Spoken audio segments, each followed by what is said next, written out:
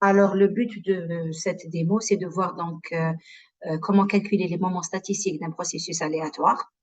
Alors, d'abord, j'ai créé un processus. Rappelez-vous, un processus, il est composé de plusieurs réalisations. Ici, en fait, qu'est-ce que j'ai voulu faire? J'ai voulu créer donc un processus aléatoire composé de plusieurs sinusoïdes dont la phase est aléatoire. Comment je l'ai fait? Alors, regardez, je commence par les premières instructions. Bon, ça, vous l'avez trouvé souvent en Python.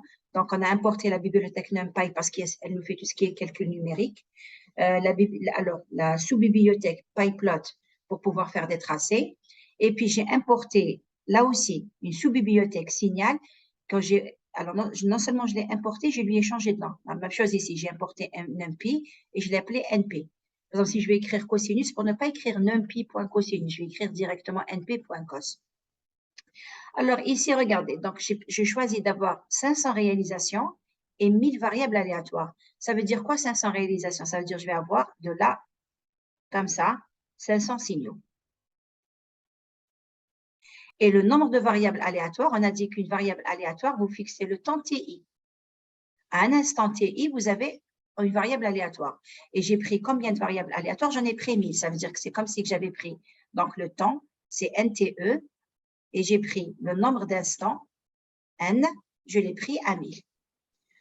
Là, j'ai fixé la fréquence de ma sinusoïde. Je l'ai pris 0,02.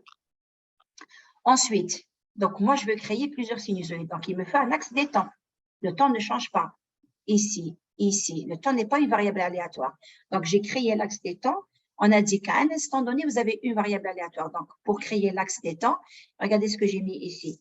Line space, 0, n, variable aléatoire, moins 1. Donc, LineSpace, comment qu'elle fonctionne? Vous lui dites où est-ce que vous allez commencer, où est-ce que ça va se terminer, et puis le nombre d'éléments. Et ici, j'ai pris donc l'axe des temps. J'aurais pu utiliser np.arrange en écrivant directement, donc 0, et j'aurais mis ici. Et je vais jusqu'à nombre de variables aléatoires. Il m'aurait créé aussi la même chose. C'est juste pour apprendre une nouvelle instruction. Donc là, j'ai créé l'axe des temps parce que je veux calculer le cosinus. Ensuite, ma variable aléatoire, on a dit à chaque fois, on va changer la phase. Alors, regardez ce que j'ai écrit ici. J'ai mis phi np.random.uniforme. La bibliothèque ici, random, vous permet de créer tout type de variables aléatoires, gaussienne, Poisson, exponentielle, binomiale, uniforme. Donc, si je veux une variable uniforme, qu'est-ce que je lui dis? Donc, j'ai écrit point uniforme. Regardez ce que j'ai fait. La première valeur, c'est votre A. Et puis, la deuxième valeur ici, c'est votre B.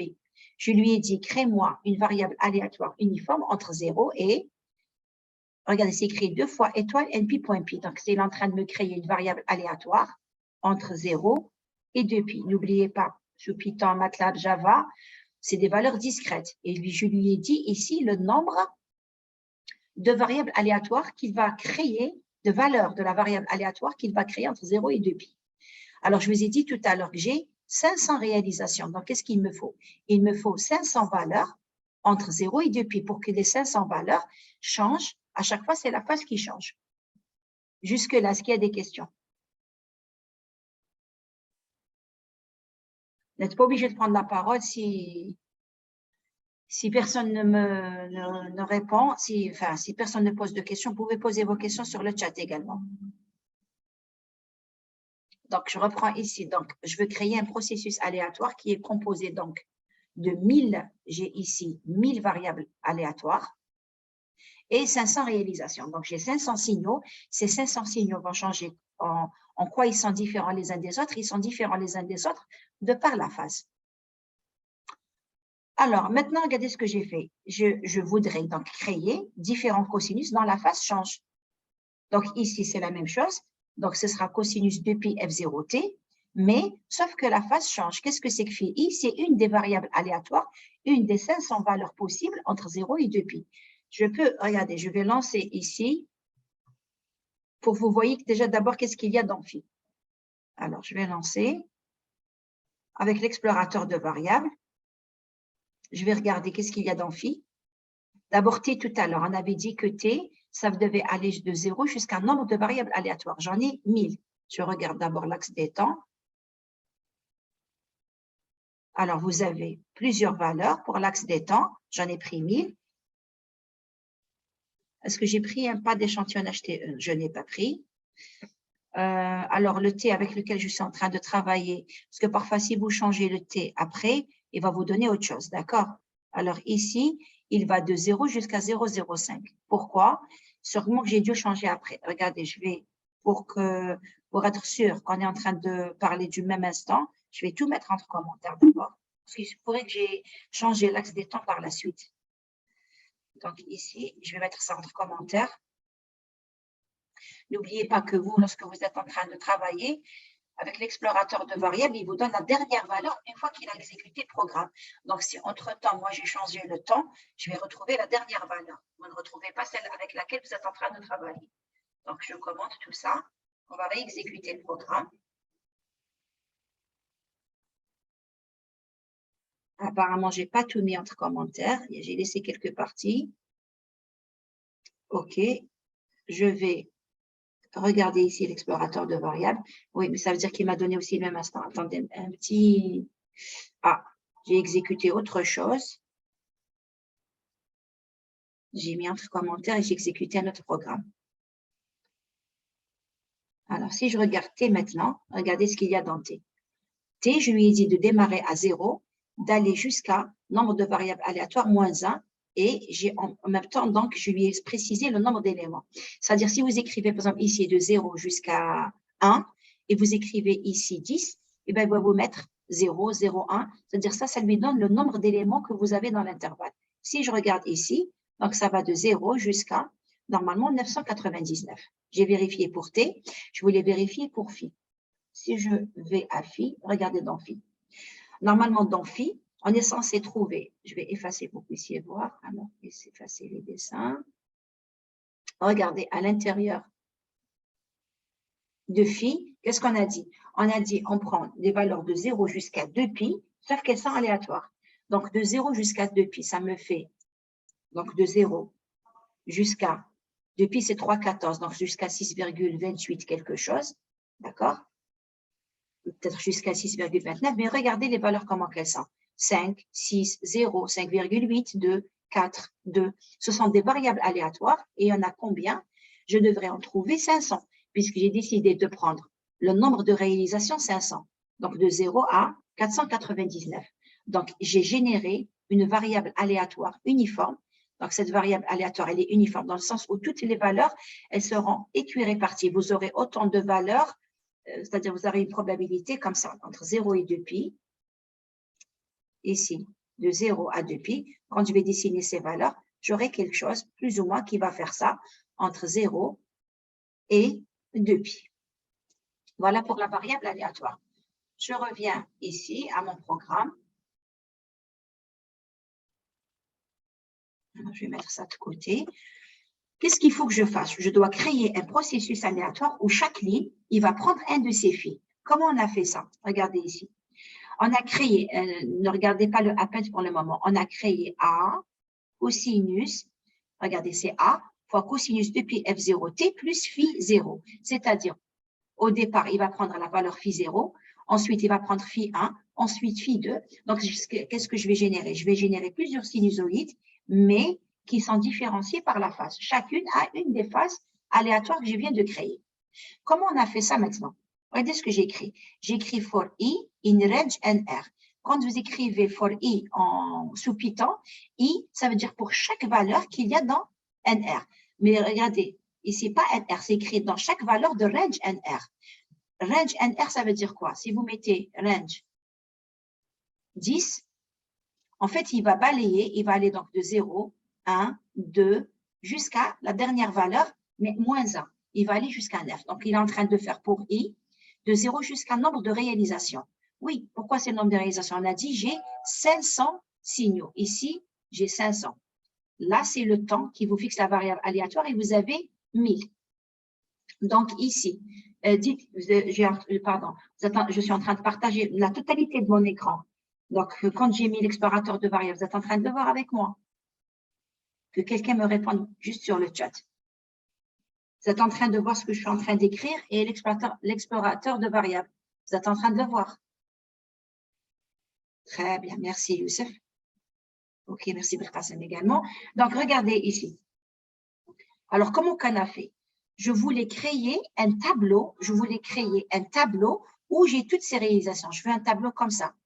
Où ici, j'ai un A fois cosinus de pi F0t plus phi 0.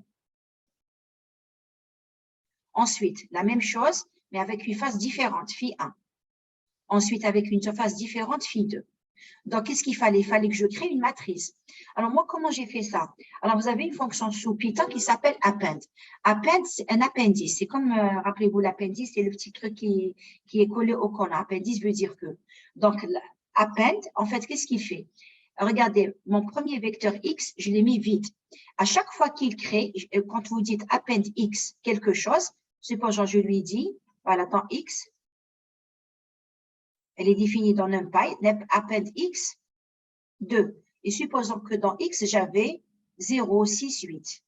Quand je lui dis append x2, il va prendre le 2 et le rajouter à x. Si je lui dis append x2, 3, par exemple le vecteur 2, 3, qu'est-ce qui va se passer?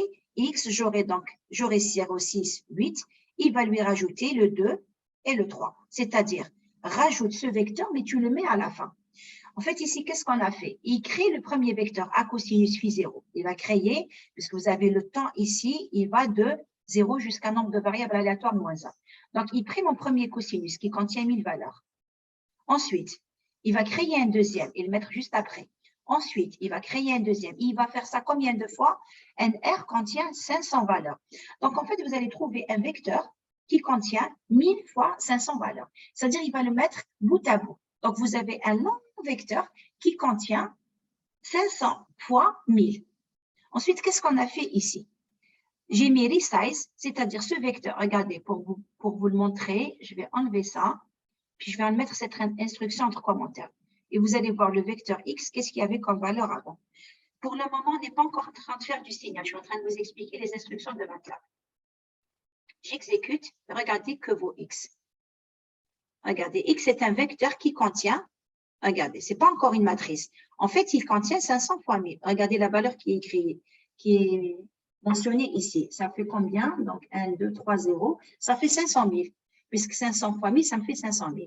Donc, ici, qu'est-ce qu'il a fait? Il les a mis tous bout à bout. Ce n'est pas ce que je veux. Moi, je voudrais voir, je vais rajouter la notation. Moi, je ne veux pas, il l'a fait comme ça. OK, très bien, je les ai. Sauf que moi, je voudrais, ici, ne pas avoir ce vecteur. Ça ne fonctionne pas. Voilà. Moi, je ne voudrais pas que ce soit comme ça. Il y a un petit souci, il ne veut pas m'écrire. Alors, qu'est-ce qui s'est passé? Alors, ma tablette est branchée, mais il ne veut plus écrire. Je ne sais pas pourquoi. Alors, j'ai mis à noter pourtant. Il ne veut plus utiliser ma tablette, mais ce n'est pas grave. Il va utiliser le curseur. Donc, moi, je veux faire quelque chose comme ça. Pour le faire, qu'est-ce que je lui ai dit? J'ai rajouté cette instruction. Je lui ai dit resize, c'est-à-dire tu vas ça, au lieu que ce soit comme ça en ligne, tu vas lui mettre une nouvelle forme où j'aurai une matrice, j'aurai donc 500 fois 1000. Voilà à quoi servit cette instruction. Si je décommente maintenant, rappelez-vous, x c'était 500, si je dis bien, 1, 2, 3, c'était 500 000. Regardez maintenant, si on rajoute cette instruction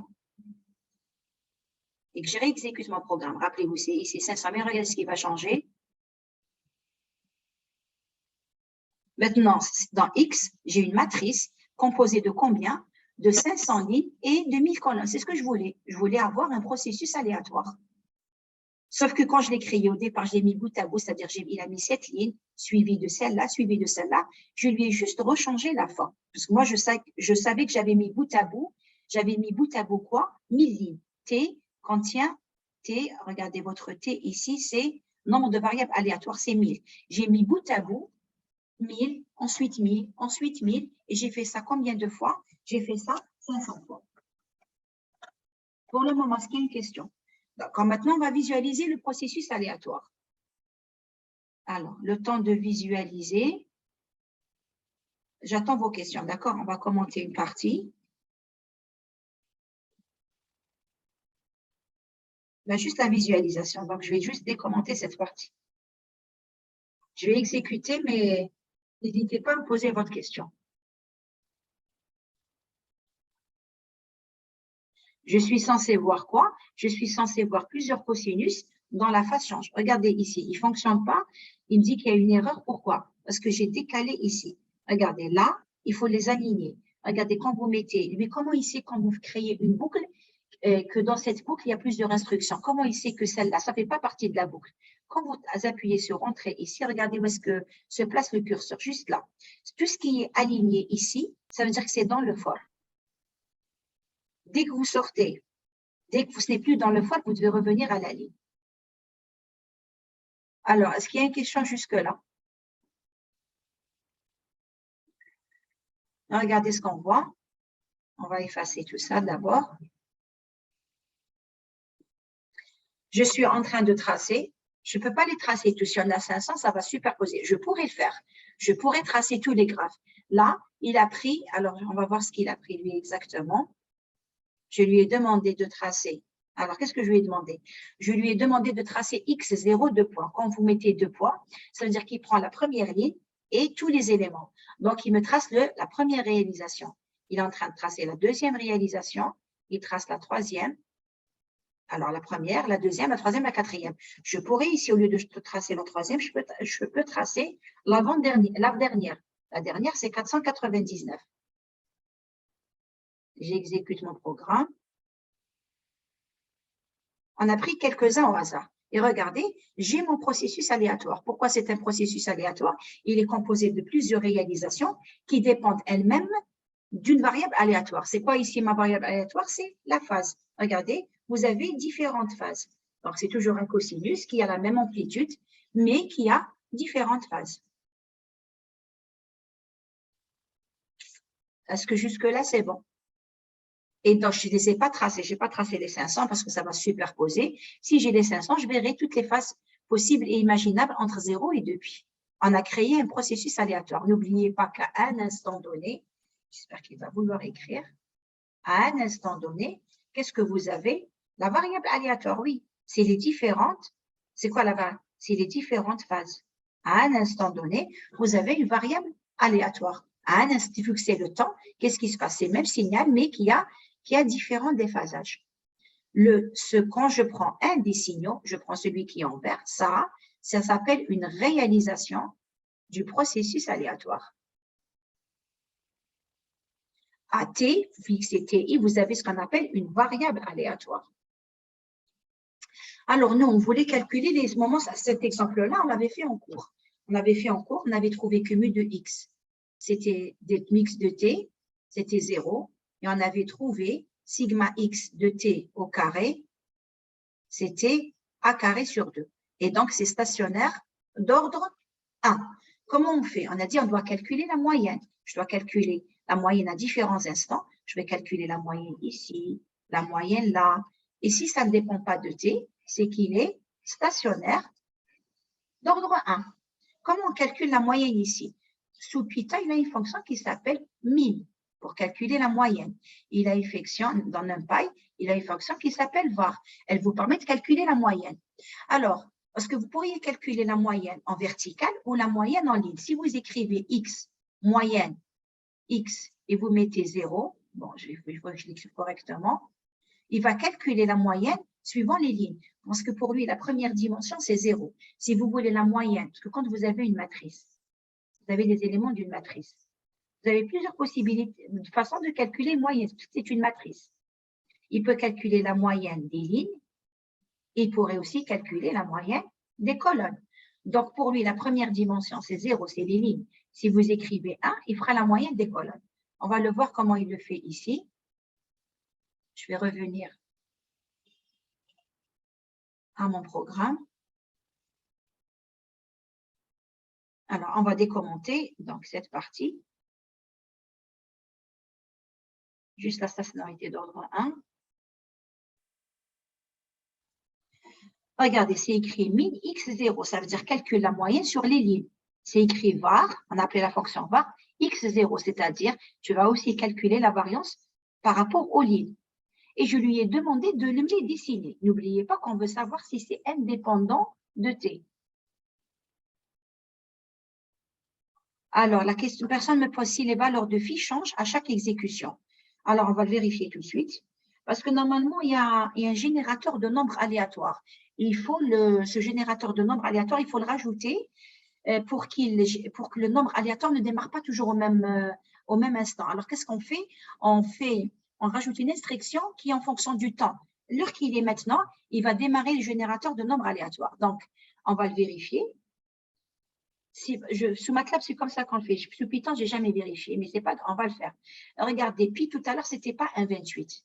Ça veut dire que chaque fois que j'exécute, on va l'exécuter tout de suite. Alors, regardez, la première valeur de phi c'est un 28, ensuite un 0,5.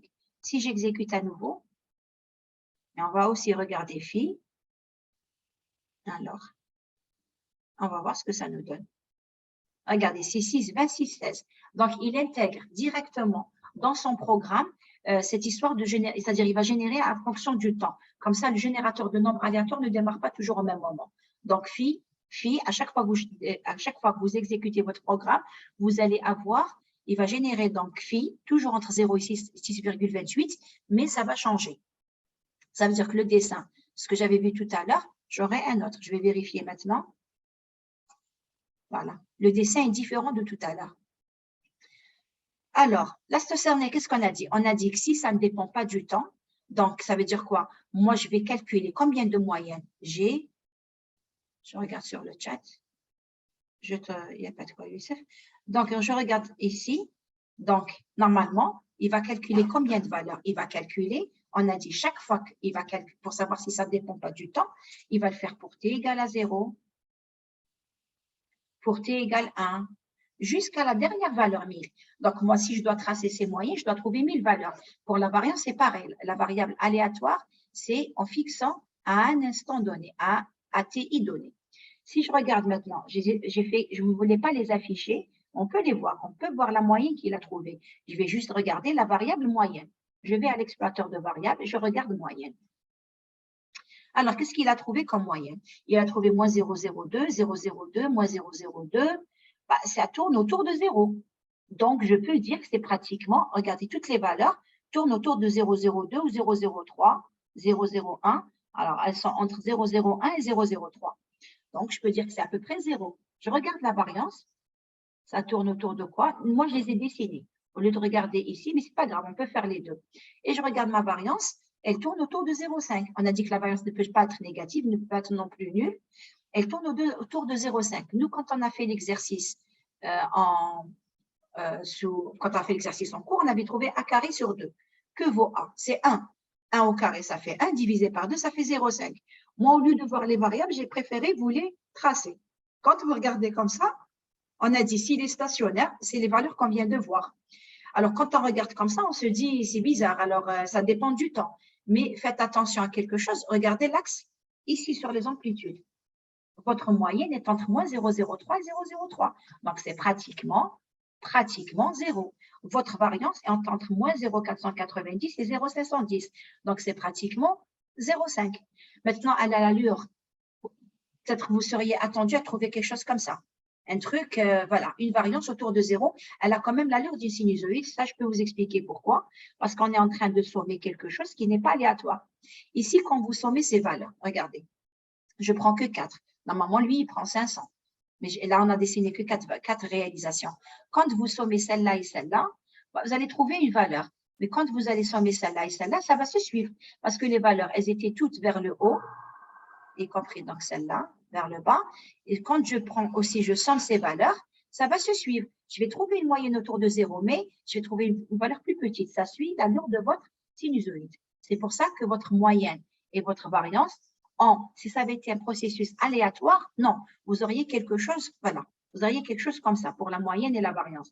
Mais comme ici, je somme quelque chose qui est déterministe et qui évolue. Ça évolue, donc quand ça descend en même temps. Quand ça monte aussi en même temps. Donc, c'est pour ça que vous avez l'allure d'une sinusoïde. Alors, ça, c'est la stationnarité d'ordre 1. On a parlé la dernière fois de stationnarité d'ordre 2. Qu'est-ce que c'est? On a dit que pour calculer la stationnarité d'ordre 2, je vais remettre ma figure ici. La stationnarité d'ordre 2, qu'est-ce qu'on fait? En fait, on calcule le lien entre deux instants. Est-ce que le lien entre deux instants ne dépend que du temps qui les sépare? Si ici, j'ai pris 10. Donc ici, le lien avec le même instant, je devrais trouver la même chose. Et qu'est-ce qu'on a dit? On a dit quand c'est discret, vous devriez trouver une matrice dont les diagonales sont égales. On va le vérifier tout de suite. Je fais exprès de prendre le même exemple du cours parce qu'on a calculé, on avait même trouvé un cosinus. On va effacer tout ça.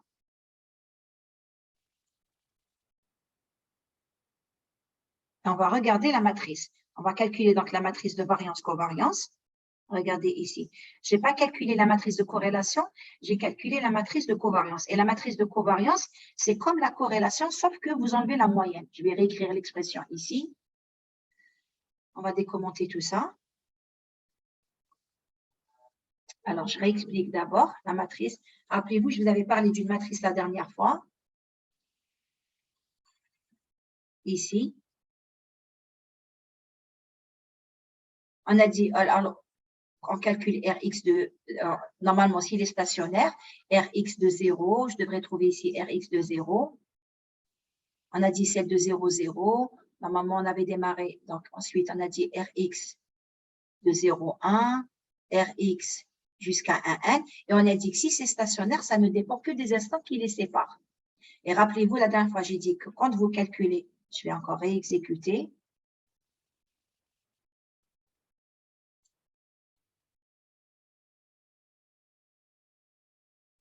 Regarde, passe encore pour le moment.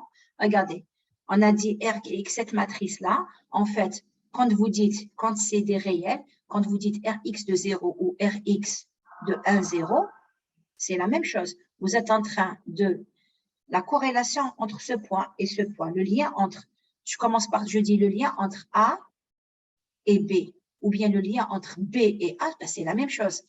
C'est commutatif. Que vous dites le lien entre A et B ou B, A, parce que quand c'est réel, il n'y a pas de conjugué.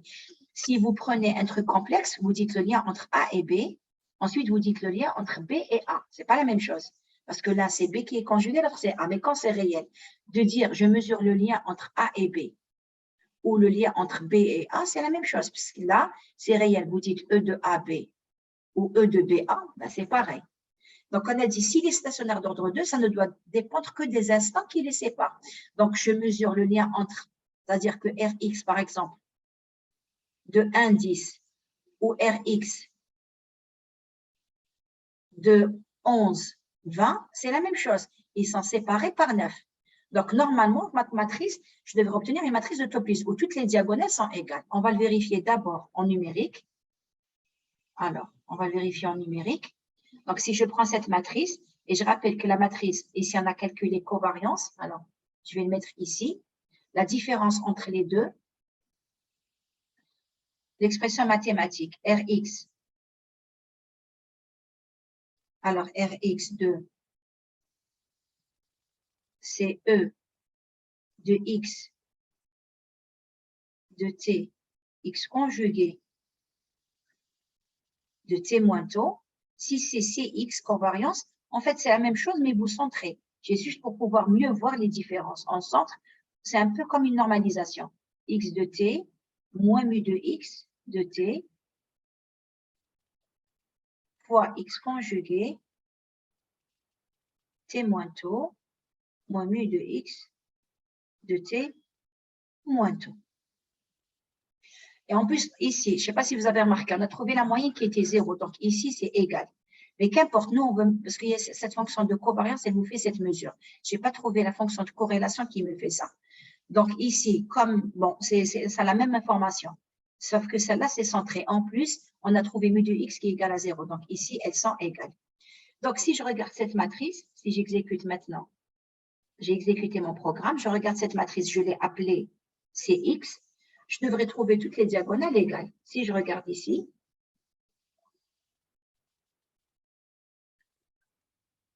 je vais effacer les dessins. Alors, bien sûr, quand on regarde ça, on n'a pas vraiment, on ne voit pas très bien que toutes les diagonales sont égales. On a l'impression que toutes sont égales. Ici, c'est 0,49, 606, 0,49. Mais si vous prenez une deuxième diagonale, ça commence à descendre. Regardez, je vais essayer de parcourir pour que vous puissiez bien voir. Regardez, la première, c'est 0,49. Maintenant, si je descends un petit peu et je prends d'autres diagonales, regardez, toutes les diagonales ici, regardez, N'importe quelle. Tout à l'heure, c'était la principale, 0,49. Si vous regardez ici, regardez cette diagonale. C'est 0, 41, 40, 98, donc presque 41. Toutes les diagonales, dès que vous déplacez un petit peu, regardez, je prends une deuxième diagonale. Ça, c'est 46. Et en plus, j'ai la symétrie. Au lieu de regarder comme ça et de voir que c'est la même chose, au lieu de faire ça, j'ai préféré voir cette matrice sous forme d'image. J'ai affiché en donnant des codes couleurs à chaque variable. Regardez maintenant ce que je vois. Comment je l'ai fait? Je lui ai dit juste ici.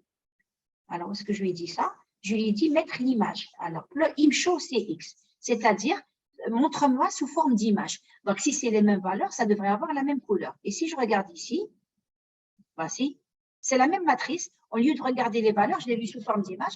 Regardez, c'est la matrice de Toeplitz. On voit bien ici que les diagonales, vous avez la même couleur. Si c'est la même couleur, lui, il affecte des couleurs à la même valeur. Donc ici, ça ne veut pas écrire, encore une fois, je ne sais pas. De temps en temps, il fait ce coup-là.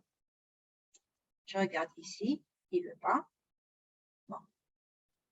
Je regarde là, voilà. Bon, ça ne marche pas. Il ne veut pas me le faire, pour je ne sais quelle raison. Ok, je vais parcourir avec le curseur. Regardez, c'est la même couleur. Et remarquez la symétrie. On a dit, elle est égale à son transposé. La couleur que vous avez ici, c'est celle qui est là. Parce que non seulement toutes les diagonales sont égales, mais en plus, ce que vous avez ici, vous l'avez ici. Si vous transposez la matrice, vous trouvez la même chose. Donc, on vient de vérifier qu'il est stationnaire d'ordre 2. Alors, je m'arrête un petit moment. Vous allez me dire si vous avez une question.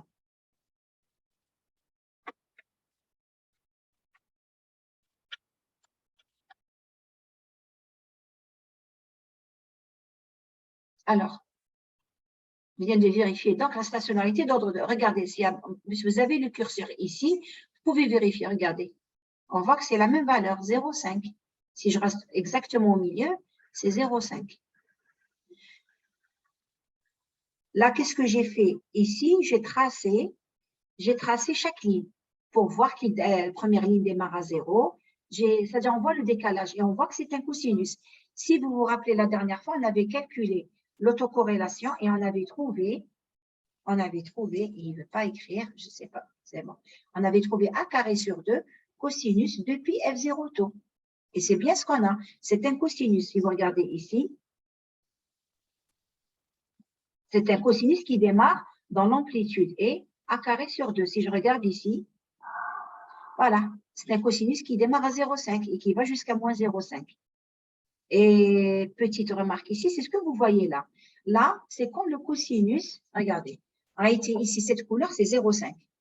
Et si je regarde cette couleur, on va se balader avec le curseur, ce qu'il faisait tout à l'heure. Regardez ça, ça devrait être moins 0,5. Regardez la valeur qu'on lit ici. Hein. Regardez, moi je vais passer le curseur, vous lisez la valeur. Regardez, moins 0,5. Ça, ce que vous voyez ici, donc c'est quand le cosinus est positif. Ensuite, ça descend.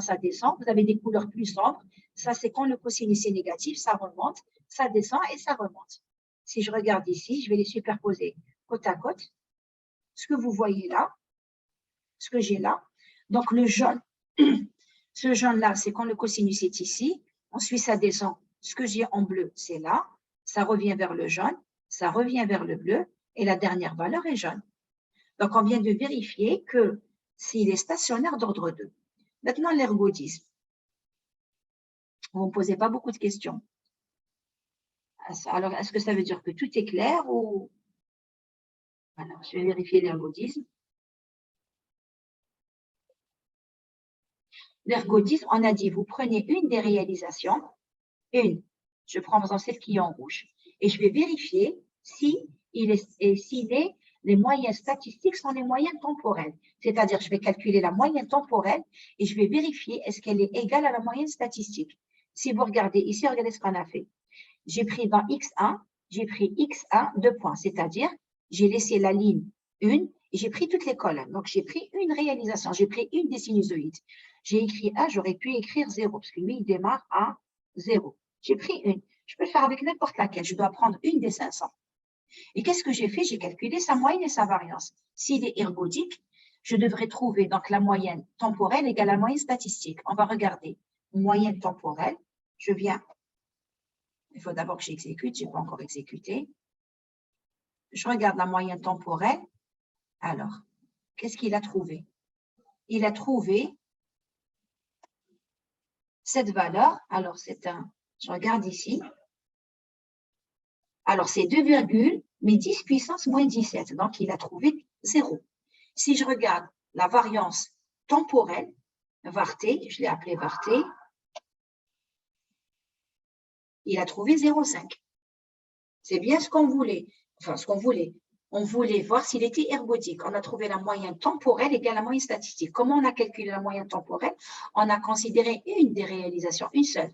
J'ai fixé 0. Quand vous dites 0, vous fixez 0, vous prenez toutes les colonnes, vous êtes en train de lui dire, prends la première ligne.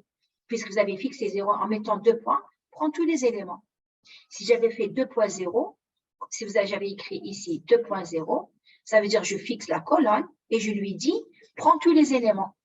Ça, c'est ce que j'ai fait quand j'ai voulu calculer toutes les moyennes statistiques.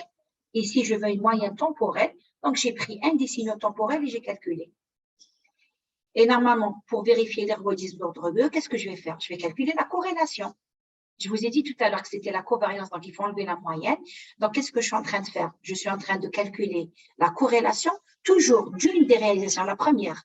Et je vais vérifier si je trouve un cosinus. Si je regarde ici, voilà, quand il a calculé la corrélation, parce qu'il a pris la partie positive et négative, il a aussi trouvé un cosinus dont l'amplitude est 0,5. Donc, ce processus est non seulement stationnaire, d'ordre 1, puisque la moyenne et la variance, on a trouvé 0,05. On a trouvé une matrice de Toeplitz. Et quand on a vérifié temporel, on a trouvé temporel est égal aux statistiques. Est-ce qu'il y a une question par rapport à ça? Maintenant, on va changer. On va faire la deuxième partie de l'exercice. On avait fait quoi? On avait calculé, on avait pris que A est aléatoire. On avait pris une amplitude aléatoire.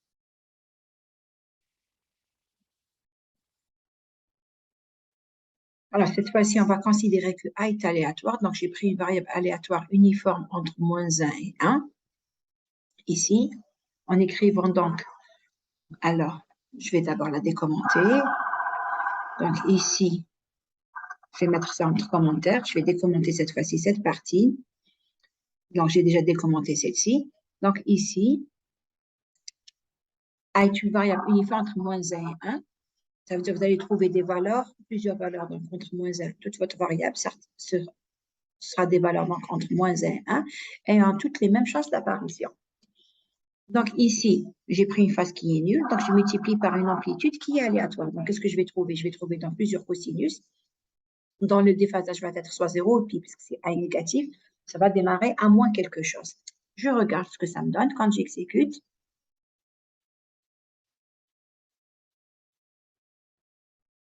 Alors, j'en ai pris que 2 ici, donc j'ai pris 2 amplitudes.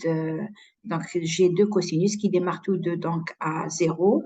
Non, celui-ci démarre à -1. Donc, je vais rétablir tel que c'était avant. J'ai enlevé quelques lignes. Alors, ici, on va tracer plusieurs réalisations pour mieux voir.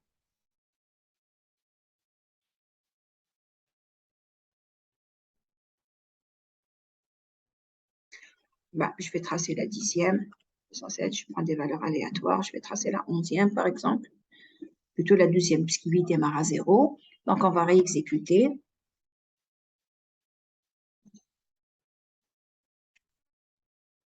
Donc, je trouve plusieurs cosinus. On va quand même effacer ça pour bien voir.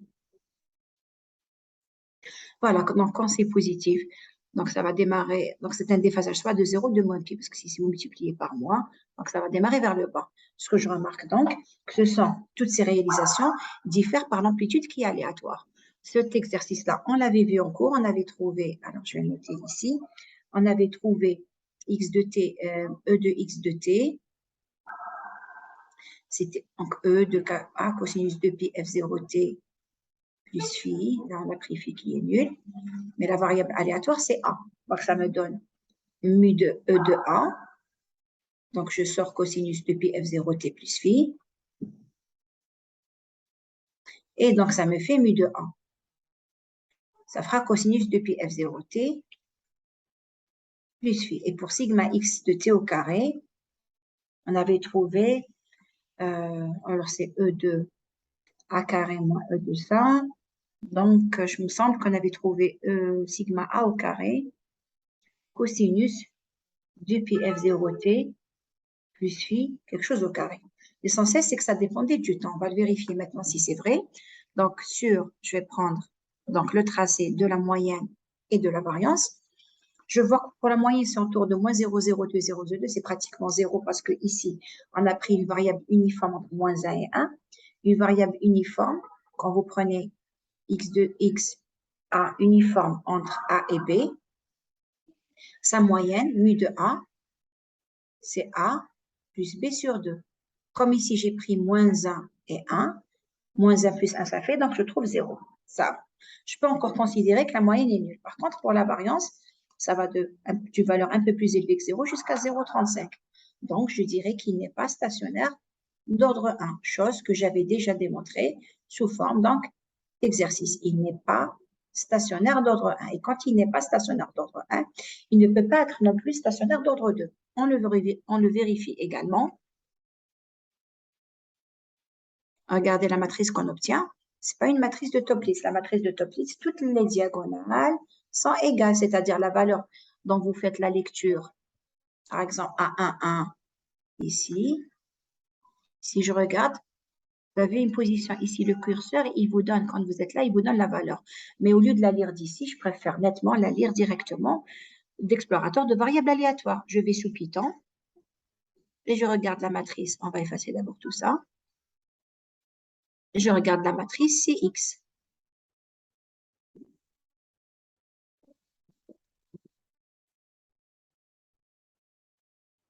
Si je prends les diagonales, alors je prends n'importe laquelle, de toute façon, elles sont censées être toutes égales.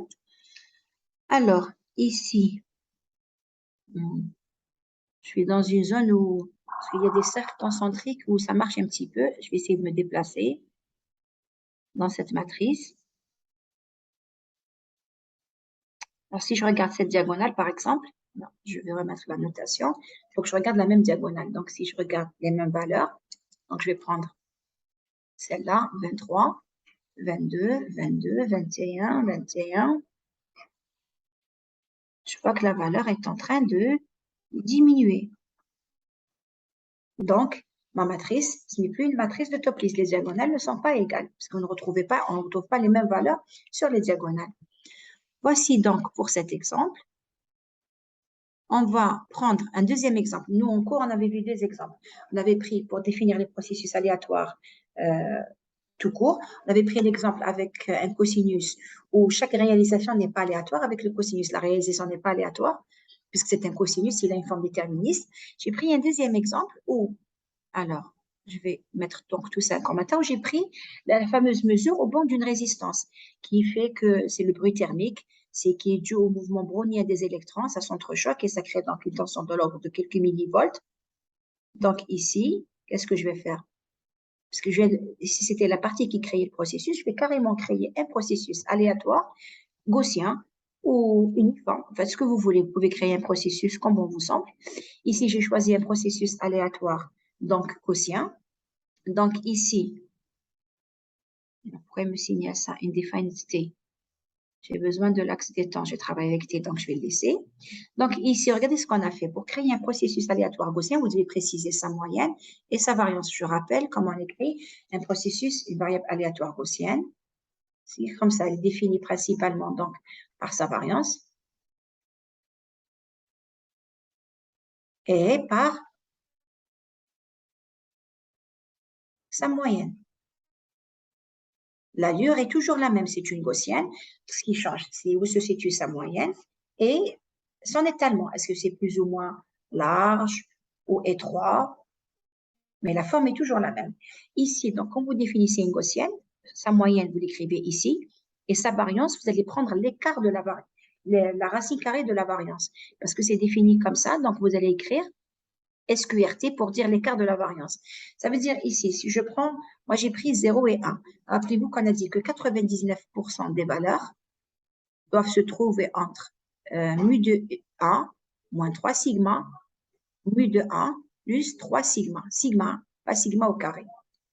Donc ici, puisque j'ai pris sigma qui est 1, donc la racine de 1 c'est 1, et j'ai pris ça 0. Donc, ça me fera 0 moins 3, 0 plus 3. On va vérifier tout de suite que toutes les variables se trouvent bien entre moins 3 et 3. Toutes les valeurs se trouvent entre 99%. Ça veut dire que quelques-unes peuvent se situer en dehors, plus petites que moins 3 ou bien plus grandes que 3. On va effacer tout ça. On va exécuter notre programme.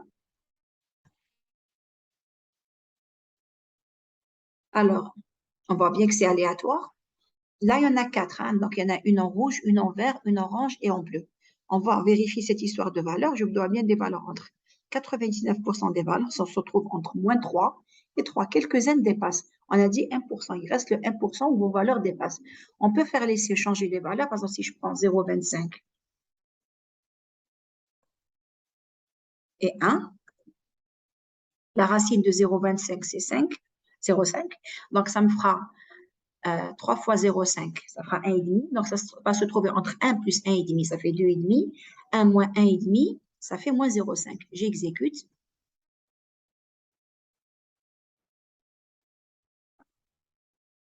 On voit bien que la gaussienne, la maximum de valeurs, quand même, sont concentrées au milieu. Donc, le milieu, c'est 1. J'ai pris une moyenne de 1. Et j'ai dit donc 1 moins 3 fois 0,5, ça fait moins 0,5. 1 plus 3 fois 0,5, ça fait 2,5. J'ai bien 99% de mes valeurs qui se trouvent entre moins 0,5 et 2,5. Maintenant, je rétablis mes valeurs initiales, c'est-à-dire soit une moyenne, je vais créer un bruit blanc. Bruit blanc, il a une moyenne nulle et je peux laisser la variance qui vaut 0,25. Je vais la prendre 1 quand même et j'exécute. Alors, qu'est-ce que je remarque? On va vérifier comme tout à l'heure, donc mes 3 processus. Je regarde mon moyenne. Tout à l'heure, on avait une forme de cosinus parce que le signal était lui-même déterministe. Là, c'est aléatoire. Est-ce que je peux considérer qu'il est stationnaire? Ben, je regarde l'intervalle des valeurs. C'est entre moins 0,15 et 0,15. C'est autour de 0. C'est bien autour de mi de x, je l'ai pris 0. Et je regarde la variance, j'avais pris 1. Est-ce que j'ai une valeur autour de 1? Oui, entre moins 0,8, entre 0,8 et 1,20, je peux considérer que c'est stationnaire et que sigma x vaut bien 1. Si vous prenez beaucoup plus d'échantillons, vous aurez des valeurs beaucoup plus précises. On va le faire justement tout de suite. Plus vous augmentez n, le nombre de variables aléatoires, donc ici, c'est qu'est-ce qui me donne le nombre de variables. Plus j'ai de réalisations, parce que je fais une moyenne en verticale. J'augmente le nombre de réalisations, donc au lieu de prendre 1000, je vais prendre 10 000. Et normalement, je devrais trouver des valeurs beaucoup plus centrées sur 0. Tout à l'heure, on avait trouvé entre 0,08 et 1,20. On va vérifier ce qu'on va trouver maintenant. Vous vous approchez plus du cas idéal, on va dire le nombre d'expériences n'a de sens que si le nombre d'expériences est infini. Est-ce que ça va beaucoup mieux? Bon, pas des masses. Bon, j'ai un peu moins de valeur ici, mais ça reste de 0,8 à 1,2 et depuis ici, c'est de moins 0,15 à 0,20 quand même. Tout à l'heure, c'était 0,15. Je vais essayer de l'augmenter encore un peu plus pour vérifier tout ce que je suis en train de dire là.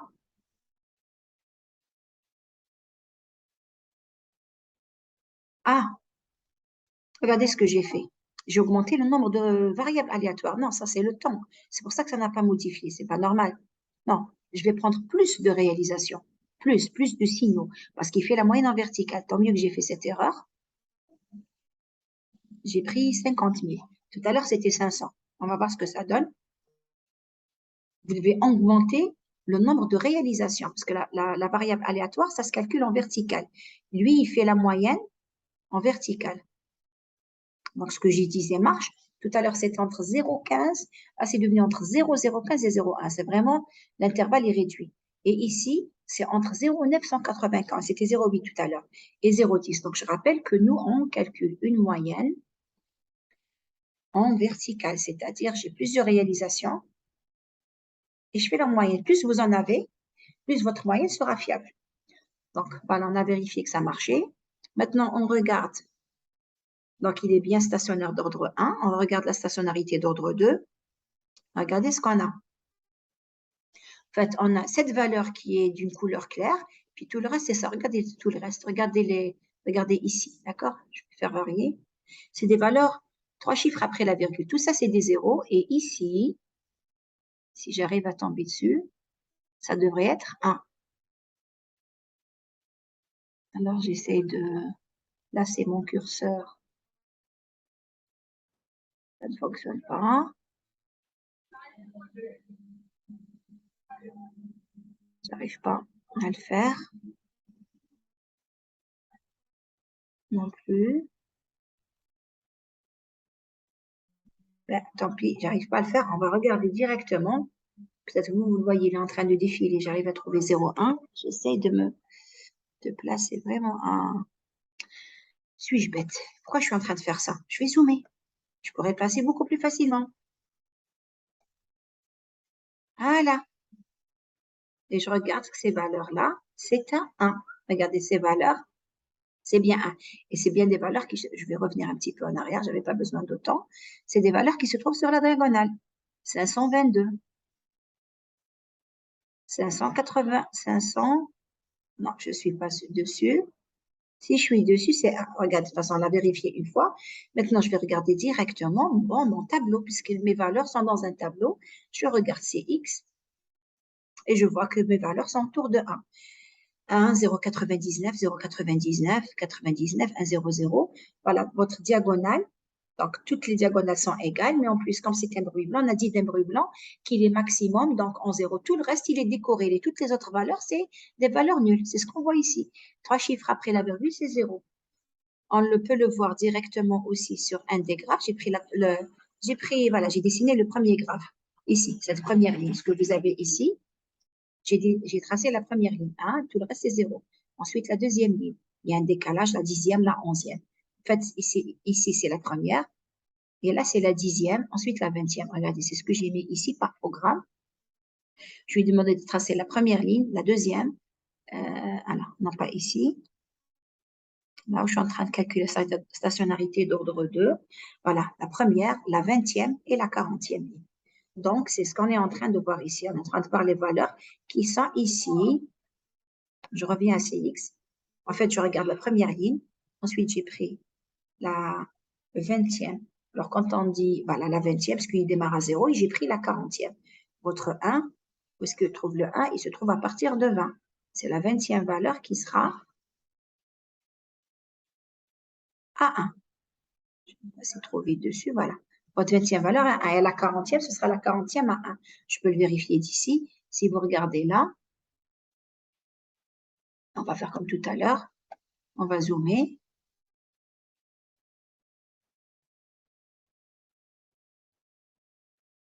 Voilà, cette valeur, c'est la 20e et cette valeur, c'est la 40e. Pour vérifier l'ergodisme, on trace la corrélation statistique, on calcule la moyenne statistique, la moyenne temporelle. On va les vérifier ici. Moyenne temporelle, on a trouvé 0,02, c'est pratiquement 0. Et on regarde la variance temporelle, on trouve 1. Et si je regarde maintenant le tracé de l'autocorrélation temporelle, c'est bien le tracé de l'autocorrélation d'un bruit blanc. Qu'est-ce qu'on a dit d'un bruit blanc? On a dit qu'un bruit blanc, c'est un Dirac au point 0. Là, c'est parce que je n'ai pas mis le bon axe j'ai pas créé l'axe des temps. Donc, au centre, c'est 0. Et tout le reste, ça devrait être des valeurs nulles. Normalement, j'aurais dû trouver quelque chose qui fait ça. C'est 0. C'est bien autour de 0. Ça, c'est un Dirac. Et puis le reste, c'est 0. Donc, et on sait que donc l'autocorrélation d'un bruit blanc s'écrit comme ça, Rx de taux, sigma x au carré, delta taux. Et si vous calculez la DSP, TF d'un Dirac, ça vaut donc 1. Donc, ce sera sigma x au carré. Mais comme je n'ai pas ça, je vais trouver quelque chose autour de sigma x. En l'occurrence, sigma x, on fait la lecture ici, c'est 1. Et rappelez-vous qu'au point 0, c'est sigma x. Donc, quand on va calculer la DSP, commençons par effacer tout ça. Pour calculer la DSP,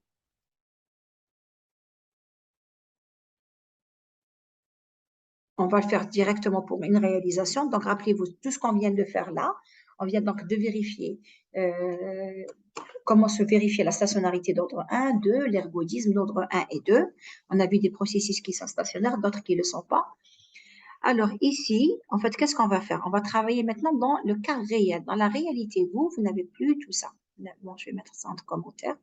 Vous disposez d'une réalisation du processus aléatoire. Vous avez à votre disposition une. Vous avez vu le bruit blanc ce bruit blanc que j'ai étudié maintenant, j'en ai plusieurs.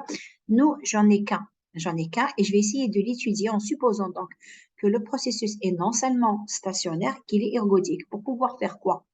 pour pouvoir calculer ce qui est temporel et l'assimiler à ce qui est statistique. C'est-à-dire ici, en fait, qu'est-ce qu'on va faire là? Là, j'ai dû mettre trop de choses en commentaire. Il me demande t et x. Donc, je vais garder l'axe des temps. Ah non, j'en ai plus besoin, pardon. Il fallait que je commande ça aussi. Donc, on va se placer dans les conditions réelles. Et dans les conditions réelles, vous avez une réalisation, une et une seule. Et qu'est-ce que vous êtes obligé de faire? Vous êtes obligé de calculer la moyenne temporelle et dire que c'est la moyenne statique. Vous êtes obligé de calculer l'autocorrélation temporelle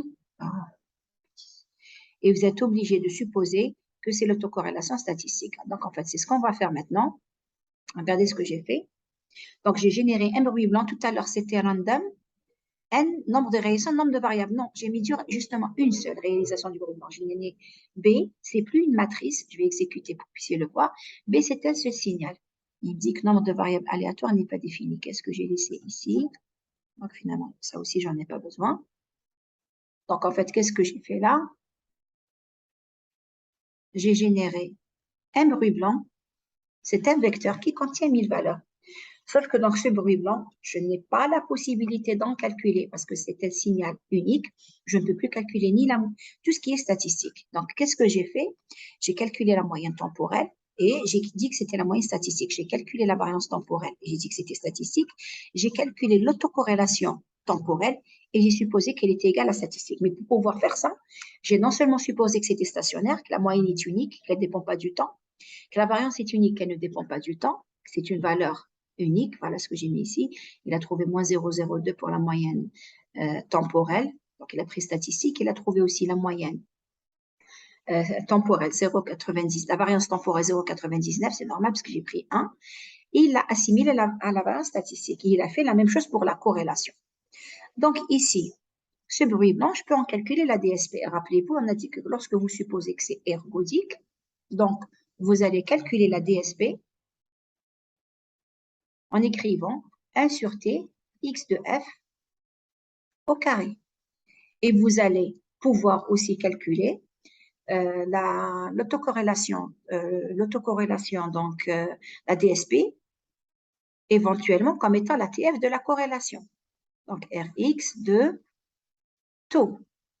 Cette méthode s'appelle le périodogramme. Celle-ci s'appelle le corrélogramme. Et on pourrait calculer aussi de d'autres façons. C'est ce qu'on va exposer maintenant.